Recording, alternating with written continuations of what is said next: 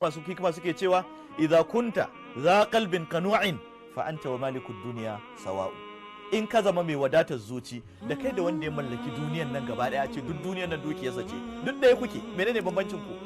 Ci ne zai ci kai ma zaka ci, sha zai sha kai ma zaka sha, zaka kwanta kan gado shi ma zai kwanta, ko a ƙasa ka kwanta bacci yake so zai yi kai ma bacci zaka yi.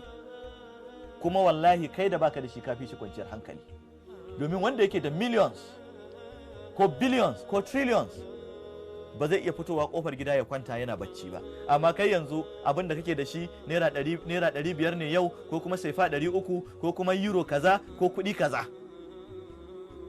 In ka ji iska, in ka ji zafi yayi yawa, za ka iya fitowa kofar gidanka ka zo ka yi kwanciyarka hankalinka a kwance. To don me yasa ba za ka yarda da ni'imar nan da Allah ya baka ba? Kenan babun da kake da aka dora ka a kanta, dan abin da ka samu din ashe kai yafi wanda suka mallaka da yawa din, domin kai an baka wani kaso mai yawa na kwanciyar hankali wanda su ba su samu ba.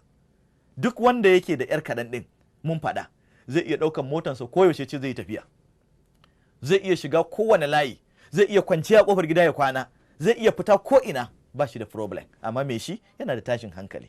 Ya kai bawan Allah, babunka ka san kaunar da Allah yake maka ya tsayar da kai a haka?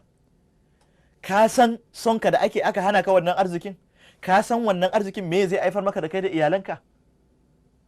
Saboda haka da ni da mu gaba daya muna roƙon Allah subhanahu wataala ya ɗora mu, ya wadata mu da wadata ta zuci.